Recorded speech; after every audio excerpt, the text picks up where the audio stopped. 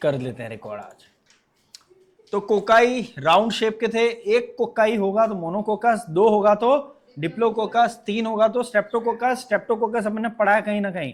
Diplo और Streptococcus दोनों नाम कहां पर दिए हैं? ग्रिफिथ के एक्सपेरिमेंट में। कुछ बुक्स में डिप्लोकोकस दिया है, कुछ बुक्स में स्ट्रेप्टोकोकस दिया है। उसके बाद स्टेफाइलोकोकस भी हमने पढ़ा है, 12th में कहीं आता है। कहां पे बताओ? माइक्रोब्स वाले चैप्टर में। कहां पर? पेनिसिलियम की डिस्कवरी हुई थी, तब अलेक्जेंडर फ्लेमिंग भाई साहब जो थे वो काम ही इस पे कर रहे थे, स्टेफाइलोकोकस पे ही काम कर रहे थे। वो गलती से मिस्टेक होके अच्छा हो गया, इसको बोलते हैं सेरेंडिपिटस डिस्कवरी, कि आपने गलती से अच्छी चीज जैकपॉट जीत लिया। काम कर रहे थे स्टेफाइलोकोकस पे, अचानक पता चला कि पेनिसिलियम ग्रो हो गया पेट्री डिश में, उसने स्टेफाइलोकोकस को जीने नहीं दिया। उसने कहा कौन मार रहा है इसको, ऐसा ऐसा क्या कर रहा है, अदृश्य रूप से कौन तीर चला रहा है। देखा तो पता चला कुछ केमिकल सिक्रेट कर रहा है ये आदमी। फिर ये बंदा कौन है देखा तो ये पता चला पेनिसिलियम नोटेटम। पर वो पेनिसिलियम पे काम कर नहीं रहा था, वो उड़ते उड़ते आ गया था कहीं से, उसके स्पोर्स आ गए होंगे, तो काम कर रहा था स्टेफाइलोकोकाई पे। तो स्टेफाइलोकोकाई की हिस्ट्री एक बहुत इंपॉर्टेंट हिस्ट्री है जो कि एंटीबायोटिक की डिस्कवरी से जुड़ी हुई है। पहली एंटीबायोटिक पेनिसिलिन जो डिस्कवर हुई है उसमें इसका रोल है। ठीक है, तो दैट इज योर स्टेफाइलोकोकस, जिसका शेप इररेगुलर या आप कह सकते हो अंगूर के गुच्छे जैसा है। फिर बेसिलाई रॉड शेप या दंडाकार कहेंगे, ये रहा शेप। एग्जांपल आप दही बनाने वाले बैक्टीरिया का नाम ले सकते हैं। तीसरा स्पाइरल शेप, ये रहा स्पाइरल शेप, उसमें ये फ्लैजिला बना है जिसको आप कशाभिका भी कह सकते हैं। और इसका एग्जांपल स्पिरिलम वॉल्यूटेंस ले सकते हैं। दांतों के स्कम में, टीथ स्कम जो होता है उसमें पाया जाता है स्पाइरोकिट्स करके, उनका ले सकते हैं, वो स्पाइरल शेप के बैक्टीरिया हैं। इनमें जो फ्लैजिला लिया है, कई बार ऐसा सवाल पूछ सकते हैं आपसे कि अगर हमने इस फ्लैजिला को काटा, इसका टीएस लिया और उसको ऑब्जर्व करा माइक्रोस्कोप में, तो हमें कैसी अरेंजमेंट दिखनी चाहिए? 9+0 arrangement of tubulin protein, 9+2 arrangement of tubulin protein, 9+0 arrangement of flagellin protein, 9+2 arrangement of flagellin protein. क्या आंसर देंगे? या सारे राइट हैं या कोई भी राइट नहीं है? बताइए। सेकंड 9+2 ऑफ ट्यूबुलिन, आंसर है नन ऑफ दिस। फ्लैजिलिन होता है लेकिन 9+2 9+0 नहीं होता। 9+2 9+0 अरेंजमेंट आपकी होती है ट्यूबुलिन प्रोटीन की, और 9+2 होता है फ्लैजिला में, ट्यूबुलिन का ही होता है, लेकिन यूकैरियोट के फ्लैजिला में, प्रोकैरियोट का नहीं। ये कौन है? प्रोकैरियोट। वहां फंसाते हैं एग्जामिनर। तो देखो कौन सा चैप्टर चल रहा है, अपन ने सवाल किससे कनेक्ट कर लिया? सेल बायोलॉजी से। कनेक्ट करके पढ़ना है, अपनी आंखें अपना ब्रेन खोल के कनेक्ट करके चीज़ों को जब अपन अंदर लेंगे तब आपको एक एक चीज़ कनेक्ट होगी, बेहतर सवाल आप सॉल्व कर पाएंगे। ठीक है। चौथा विब्रियो, कॉमा शेप के होते हैं। विब्रियो कॉलेरी फेमस एग्जांपल है, जो कॉलेरा या हैज आकर आता है बीमारी। ठीक है, तो यहां पर आपका हो गया, ये कौन कौन सा टॉपिक हो गया? शेप ऑफ यू बैक्टीरिया हो गया। अब आगे बढ़ते हैं। इसके बाद आपका आता है metabolically they are most diverse. ये बता चुका हूं मैं आपको पूरा। Metabolically they are most diverse kingdom, सबसे डाइवर्स किंगडम मेटाबॉलिज्म के हिसाब से यही लोग हैं, है कि नहीं? ये अपन ने बताया कि पोषण के आधार पर, यानी न्यूट्रिशनली पोषण के आधार पर सर्वाधिक विविधता पाई जाती है। सर्वाधिक विविधता पाई जाती है, सबसे ज्यादा प्रकार के मोड ऑफ न्यूट्रिशन, है ना। जैसा वो बताया था मैंने आपको कि कुछ दुकानों के बाहर लिखा रहता है सभी प्रकार के पंक्चर बनाए जाते हैं, वैसा मोनेरा के घर के बाहर लिखा हुआ है सभी प्रकार के मोड ऑफ न्यूट्रिशन पाए जाते हैं। इन्होंने सारे मेजर जो मोड ऑफ न्यूट्रिशन है वो अपना रखे हैं। ठीक है, तो ये वो लोग हैं। उसके बाद आता है आर्की बैक्टीरिया। ठीक है, आर्केइक वर्ड का मतलब होता है, या आर्की का मतलब होता है प्राचीन, पुराना, ओल्ड, है ना। अपने फाइल्स जो होती हैं ओल्ड फाइल्स, वो आर्काइव्स में रहते हैं, पीसी में, कंप्यूटर्स में आप देखेंगे तो वैसा आर्काइव्स या आर्केइक, पुरातत्व विभाग पुरानी चीजों का, वो आर्कियोलॉजी कहलाता है, राइट। तो आर्केइक या आर्काई बैक्टीरिया का मतलब क्या है? पुराने टाइप के बैक्टीरिया हैं, उस जमाने के बैक्टीरिया हैं, ठीक है। और अभी अपन ने एक सटायर मारा था लड़कों कि bacteria are simple in structure and complex in behaviour, है ना। हम जानते हैं लाइफ में ऐसे लोगों को जो बड़े सिंपल से होते हैं स्ट्रक्चर में, लेकिन बड़े कॉम्प्लिकेटेड होते हैं, है ना। उनको समझना मुश्किल ही नहीं, नामुमकिन है। वैसे ही लेडीज गौर फरमाइएगा, अब सटायर आपकी तरफ है। आप भी ऐसे लोगों से मिले होंगे जिनको आपने कितना भी बदलने की कोशिश करी होगी, वो ढीठ के ढीठ रहे होंगे, ढीठ ही रहे होंगे। उनको हम कहते हैं, ये लोग कहलाते हैं आर्कीबैक्टीरिया ओल्डेस्ट लिविंग फॉसिल, ठीक है। सबसे प्राचीन जीवित जीवाश्म है, ठीक है, जीवित जीवाश्म। इसका मतलब क्या होता है, देखो फॉसिल क्या होता है, जो ज्यों का त्यों पड़ा रहता है ना, पर वो मरा हुआ होता है। लिविंग फॉसिल का मतलब है वो जिंदा है लेकिन ढीठ है, उसमें कोई परिवर्तन नहीं आ रहा। आप कितना भी कह लो, कोई इवोल्यूशन नहीं हो रहा, कोई सुधार नहीं हो रहा। जब से आया है हमारे जिंदगी में तब से वैसा ही है। हम बोल बोल के थक गए लेकिन वो ढीठ का ढीठ रहा। That is living fossil. आप ऐसे लोगों से मिले ही होंगे, मेरा मानना है, वो कहलाते हैं आर्कीबैक्टीरिया लिविंग फॉसिल। आया समझ में? सबको बराबरी का मौका मिलेगा, चिंता ना करो, ठीक है। तो समानता का अधिकार, तो ओल्डेस्ट लिविंग फॉसिल। नाउ इनके अंदर they live in harsh conditions. कौन सी कंडीशन में रहते हैं? हर्ष कंडीशंस में रहते हैं। हिंदी में क्या बोलेंगे इसको? प्रतिकूल परिस्थितियों में रहते हैं, प्रतिकूल परिस्थितियों में। किस वजह से रह पाते हैं? अभी अपन ने डिस्कस किया था कि ये हार्श कंडीशन में क्यों सरवाइव कर पाते हैं? ड्यू टू सेल वॉल, है ना, due to tough cell wall, है ना, कठोर कोशिका भित्ति, उसकी वजह से सरवाइव कर जाते हैं। They are mostly anaerobic. Mostly ये लोग एनएरोबिक होते हैं। कैसे होते हैं?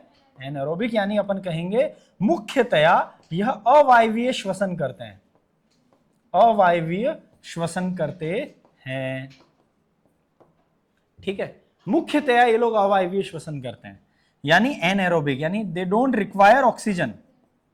इसका मतलब ये है दे डोंट रिक्वायर ऑक्सीजन। इनको ऑक्सीजन नहीं, अपने को ऑक्सीजन नहीं मिली तो मर जाएंगे, इनको दे दी तो मर जाएंगे, इनको नहीं चाहिए ऑक्सीजन। ये वैसे लोग हैं। लिखो,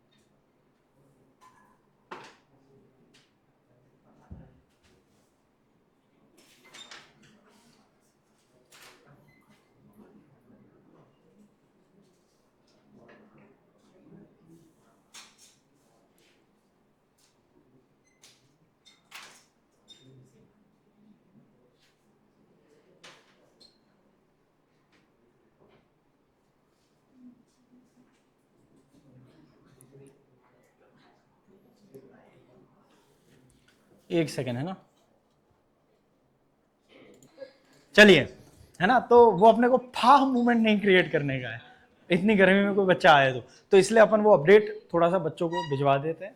नाउ तो आर्कीबैक्टीरिया ओल्डेस्ट लिविंग फॉसिल हैं, जो ढीठ हैं, जब से इवॉल्व हुए हैं तब से उनमें कोई परिवर्तन, कोई सुधार, कोई इवोल्यूशन हुआ ही नहीं है। जिंदा है लेकिन सुधार नहीं हो रहा है, वैसे के वैसे हैं, इसलिए फॉसिल कह दिया है। और जिंदा है इसलिए लिविंग फॉसिल, ठीक है।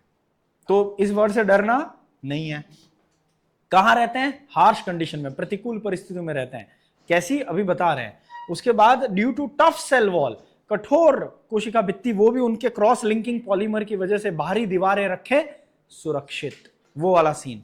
फिर एनएरोबिक होते हैं मोस्टली ये लोग। एनएरोबिक का मतलब क्या है, ऑक्सीजन की प्रेजेंस में निपट जाएंगे, ठीक है, इनको ऑक्सीजन नहीं मांगता है, नहीं पसंद है। अब आगे बढ़ते हैं अपन, इसमें टाइप्स हैं अलग अलग, जैसे कि पहला है मिथेनोजन, मिथेन एंड जेंस। तो मिथेन जनरेट करते हैं, दे जनरेट मिथेन, और ये स्ट्रिक्टली एनारोबिक हैं, ठीक है। दे आर प्रेजेंट इन, कहां प्रेजेंट होते हैं, इन र्यूमेन यानी स्टमक, पार्ट ऑफ स्टमक, ठीक है, part of stomach in kettles, मवेशी लोगों के पेट में होते हैं, ठीक है, पाए जाते हैं। फिर जैसे ही वो मवेशी अपना जुगाली निपटा देगा और सुबह सुबह वो है ना लोटा लेके जाएगा, जब तब क्या करेगा वो कहा जाता ना कि भैंस पूंछ ऊंचा करेगी तो गाना नहीं गाएगी, गोबर ही करेगी। और उस गोबर में कौन आएगा, उनके पेट में चिपके हुए कुछ बैक्टीरिया साथ साथ होले होले निकल आएंगे ब्लैक फॉरेस्ट केक के साथ, ठीक है।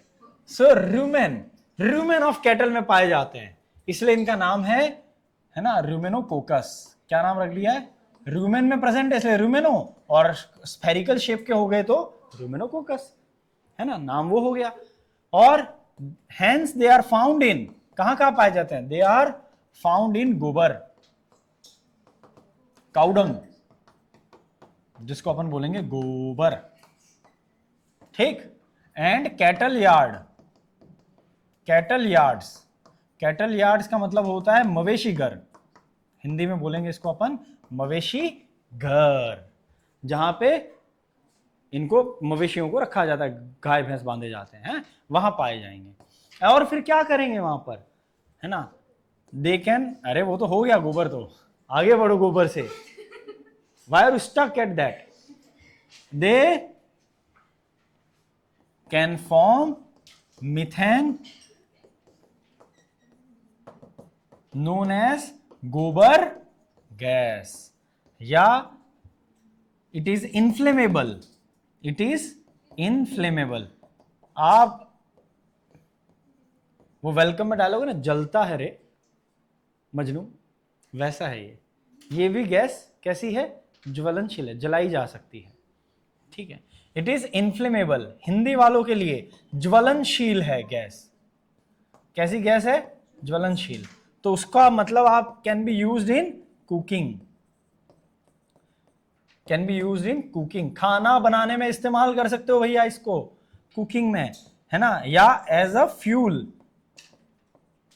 या आप कह सकते हैं बायोफ्यूल, जिसको हिंदी में कहेंगे जैविक ईंधन। तो कल को सवाल आए जैविक ईंधन किससे मिल सकता है, तो आप नाम देंगे मिथेनोजेंस, ठीक है। तो आप एग्जाम्पल र्यूमेनोकोकस हो ही गया, मिथेनोबैक्टर हो गया, और एग्जाम्पल आपको चाहिए तो मिथेनोकोकस, मिथेनोबैक्टर, ये सब हो गए, ठीक है। लिखिए इन सभी को। और ये लोग एनएरोबिक होते हैं, स्ट्रिक्टली ऑब्लिगेट एनएरोब बोला जाता है इनको, तो ठीक है ना। तो ये आप इनके बारे में जानकारी पूरी लिख दीजिए। ओ प्राणी शांत हो जाओ भाई।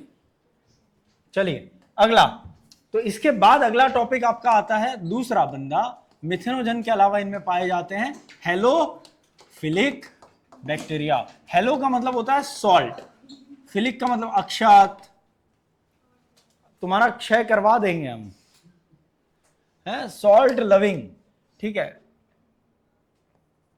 तो they are found in high salt lakes, जहां पर ज्यादा सॉल्ट होता है उन लेक्स में पाए जाते हैं।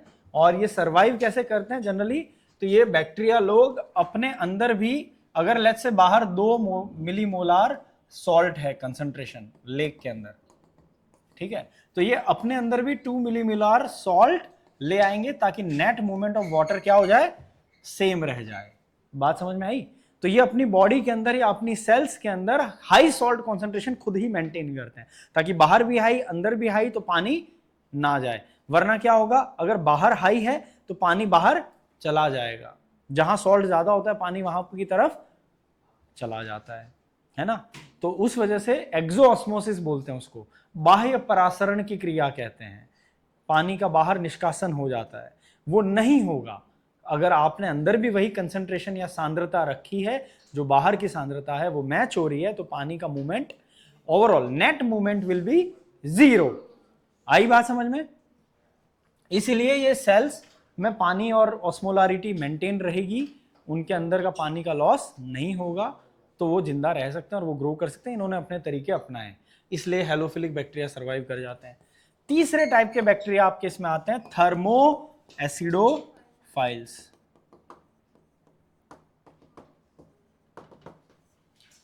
दे survive in high temperature and acidic pH. Even आपका पीएच अगर 2 के आसपास है, 2, 2.5 ऐसे पीएच पे भी ये लोग सर्वाइव कर जाते हैं, और इनकी सेल वॉल उसमें काफी मदद करती है। ये थोड़ा बहुत ऑक्सीजन के साथ जी लेते हैं, है ना। इसमें आपके एग्जाम्पल में आ जाते हैं सल्फर वाले कुछ बैक्टीरिया हैं, जो सल्फर की स्प्रिंग्स में, हॉट स्प्रिंग्स में रहते हैं।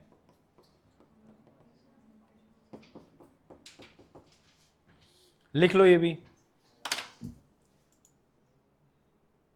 तो इन्हीं लाइंस को अपन हिंदी में बोलने की जरूरत है, वैसे फिर भी बोल देते हैं। हेलोफिलिक यानी सॉल्ट लविंग, यानी ज्यादा सांद्रता वाली जो जगह है ना, वो झीलें जो हैं वहां पर ये जिंदा रह लेते हैं उनकी वॉल और उसकी वजह से, और अपनी ऑस्मोलारिटी को मेंटेन करते हुए, ठीक है, यानी अपने अंदर की सांद्रता को बाहर की सांद्रता से मैच करते हुए इनका पानी का लॉस नहीं होता है। थर्मो एसिडोफिलिक वो होते हैं जो हाई टेम्परेचर पे या अम्लीय पीएच पर सर्वाइव कर लेते हैं, जैसे कि सल्फर वाली स्प्रिंग्स के अंदर, यानी जो सल्फर के झरने होते हैं, गर्म पानी के बहुत सारे झरने होते हैं जहां पर ये बैक्टीरिया पाए जाते हैं, और ये इवन 100 डिग्री पे भी काम कर लेते हैं, 100 डिग्री, और एसिडिक पीएच 2 से 3 पीएच पे भी ये सर्वाइव कर जाते हैं। आई बात समझ में? कोई दिक्कत यहां पर? ठीक है, डन। अस्मित क्या हो गया भाई, खोए खोए लग रहे हो? अब आता है अपना अगला टॉपिक जिसका नाम है यू बैक्टीरिया।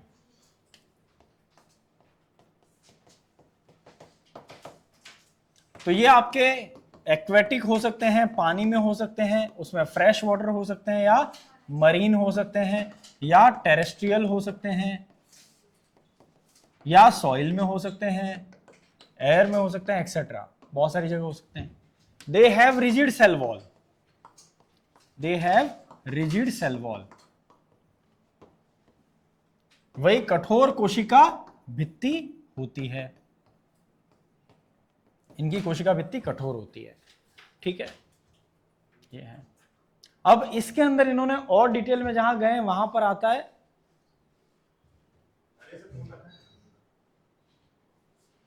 तुम्हारा कहां है, कहां है? हाँ ठीक है। उसके बाद साइनोबैक्टीरिया के बारे में इन्होंने बात करी है थोड़ी सी, जिनका ओल्ड नेम है, पुराना नाम है ब्लू ग्रीन आल्गे, बग्गा नाम है इनका। क्या नाम है? बग्गा, ब्लू ग्रीन आल्गे, ठीक है। हिंदी में कहते हैं इनको अपन नील हरित शैवाल। क्या बोलते हैं? नील हरित शैवाल, ये इनका पुराना नाम है। अभी का नाम क्या है? साइनोबैक्टीरिया, ठीक है, ये इनका नाम है। साइनो वर्ड का मतलब ही होता है, साइन वर्ड का मतलब होता है ब्लू, ठीक है ना। फिर इनके बारे में बताया, they have chlorophyll a similar to higher plants,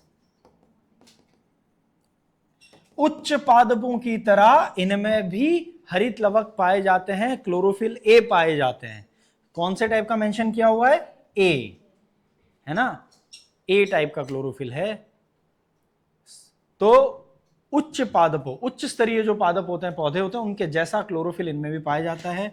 ये लोग आपके एक्वेटिक भी हैं, मॉइस्ट सॉइल में भी हैं, टेरेस्ट्रियल भी हैं। टेरेस्ट्रियल का मतलब पता है ना, जमीन पर भी हैं और पानी में भी हैं, ठीक है। ये आपके यूनिसेलुलर भी हो सकते हैं, यानी एक कोशिकीय हो सकते हैं,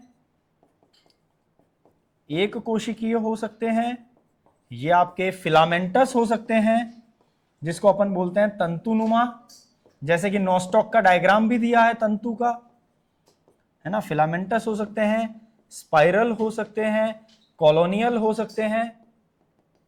स्पाइरल मतलब सर्पिलाकार,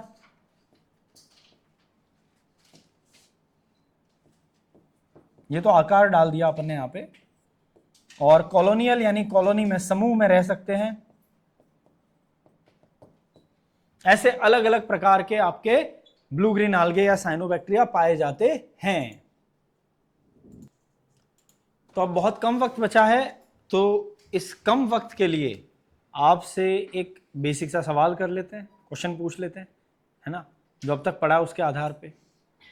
ठीक है, सवाल ये है कि आपको ये बताना है, पेज पलट देते हैं, कॉपी बंद कर दो, कॉपी बंद कर दो जल्दी से, कॉपी किताब बंद कर दो जल्दी से, जल्दी से जल्दी, इतना देर नहीं लगाना है। अब आपसे पूछा जाए अगर, है ना, कि कितनी नॉन बायोडाइवर्सिटी है टोटल, नॉन बायोडाइवर्सिटी कितनी है टोटल, नहीं नॉन बायोडाइवर्सिटी 1.7 से मिलियन की बिलियन, मिलियन, करेक्ट। अगर आपसे पूछा जाए कि डॉग्स का ऑर्डर क्या है, डॉग्स का, कुत्तों का ऑर्डर क्या है, ये मत बोलना सर वो तो डिसऑर्डर्ड होते हैं, हाँ, कार्निवोरा, वेरी गुड। और बिल्ली का, और बंदर लोग का, हाँ, प्राइमेटा, प्राइमेटा, वेरी गुड। और अगर आपसे पूछा जाए कि पॉलीमोनियल्स ऑर्डर में कौन सी फैमिलीज को रखा गया था, सोलेनेसी और कन्वल्वलेसी, वेरी गुड। और किस आधार पे रखा गया, फ्लोरल कैरेक्टर पे आधार पे, वेरी गुड। फंगाई किंगडम का एक और एक्स्ट्रा नाम बताया था मैंने, क्या नाम है, फंगाई किंगडम का एक और नाम बताया था, जहां 5 किंगडम इंट्रोड्यूस किया था अपन ने, बताइए, अंदर नहीं देखना है, अच्छा, हाँ, टेल टेल, बोलो बोलो, टिक टिक 1, टिक टिक 2, हाँ, mycota, very good, very good, सेवियर, हाँ। चलो अगला सवाल, आपसे पूछा जाए कि विटेकर ने किस ईयर में क्लासिफिकेशन दिया था, 1969, वाह क्या बात है, आज तो खूब अच्छे आंसर दे रहे हो। एक और सवाल, लास्ट, ठीक है, last but not the least, last सवाल, क्लोरेला किस किंगडम में अब आता है, क्लोरेला अब किस किंगडम में आता है,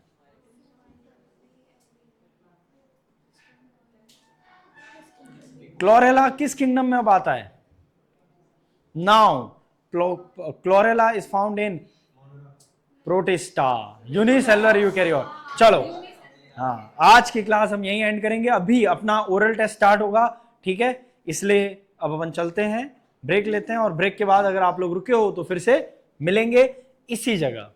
तब तक के लिए नमस्कार, ऑल द बेस्ट।